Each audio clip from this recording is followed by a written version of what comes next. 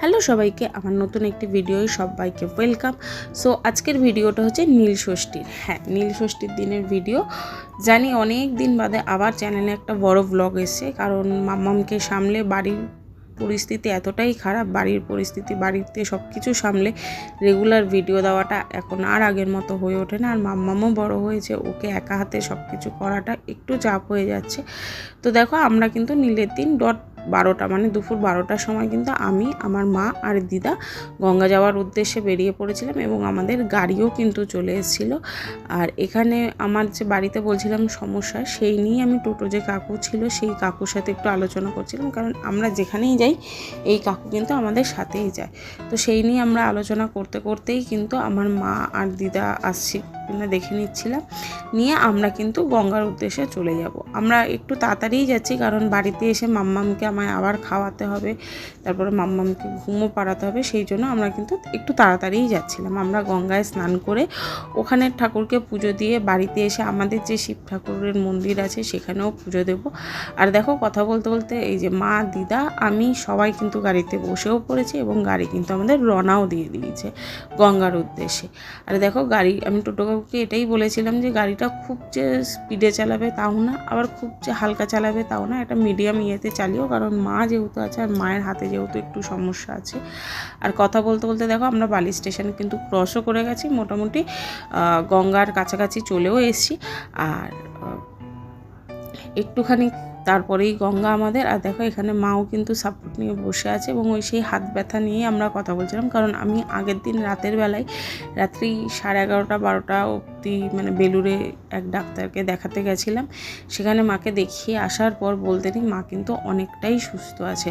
আর দেখো, এখানে কথা বলতে বলতে আমরা বালি খাল পেরিয়েও গেছি, গঙ্গার মানে নিমতলার কাছাকাছি চলে এসেছি। আর একটু বাদেই আমরা কিন্তু নিমতলায় ঢুকেও যাব। আর এটা বলে রাখি, এটা কিন্তু আমার ফার্স্ট নীলষষ্ঠী, মানে মাম্মাম হওয়ার পর এটাই আমার প্রথম নীলষষ্ঠী। তো আমি এই উপোসটার জন্য খুব এক্সাইটেড ছিলাম, কারণ ছোটোবেলা থেকে দেখে এসেছি মারা মানে আমাদের উদ্দেশ্যে এই উপোসটা করে। তো আমারও ইচ্ছে ছিল যখন আমারও মানে আমিও কারণ মা হব, আমিও কারোর জন্য এই উপোসটা করব। আর দেখছো গঙ্গার ঘাটে দুপুর 12টার সময় কত ভিড়। আর দেখো, আমি কিন্তু স্নান করে নিয়েছি, মা আর রান্না মায়েরও স্নান হয়ে গেছিলো। তখন অ্যাকচুয়ালি এতটাই ভিড় ছিল যে তখনের কোনো ক্লিপ আর নেওয়া হয়নি। আর ওই মন্দিরে কিন্তু আমরা পুজো দেব। আর একবার গঙ্গার ঘাটের অবস্থাটা দেখিয়ে নিই, মানে এইটা হচ্ছে দুপুর 12টার সময়। এরপর বেলা বাড়লে যে আরও কত ভিড় হতো মানে আমার আইডিয়া নেই। তো দেখো, এখানে কিন্তু আমরা মন্দিরের পুজোর পর বাইরেও শিব ঠাকুর ছিল। আমার দিদা বললে এখানে আমি ফাঁকায় দিয়ে দিচ্ছি, কারণ মন্দিরে একটু ভিড় ছিল। আর যেহেতু বাড়িতে মাম্মাম, আমার বাবা আর মাম্মামের বাবার কাছে ছিল, মানে ও দুজনের কাছে ছিল বাড়িতে, আর কেউ সেরকম দেখার মতো ছিল না।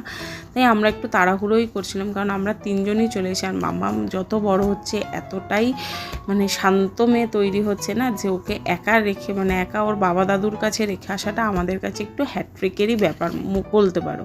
তো দেখো, এখানে আমার দিদার কিন্তু অলমোস্ট পুজো শেষের পথে। এরপরে আমার মা পুজো দেবে, তারপরে আমি পুজো দেব। তো মারা পুজো দিক, তার মধ্যেই তোমাদের কাছে আমার প্রত্যেকটা ভিডিওতে একটাই রিকোয়েস্ট থাকে যে প্লিজ প্লিজ প্লিজ চ্যানেলটাকে ফলো করো।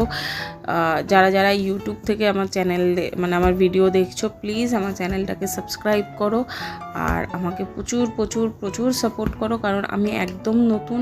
আর সময়ের অভাবেই বলো বা পরিস্থিতির অভাবেই বলো, আমি কিন্তু কন্টিনিউ ভিডিও দিতে পারছিলাম না। বাট চেষ্টা করবো এরপর থেকে, ছোট হোক বড় হোক, মাম্মামের প্রত্যেকটা অ্যাক্টিভিটি হোক কি আমার ডেলি লাইফ হোক, আমি তোমাদের সামনে তুলে ধরার চেষ্টাও করব।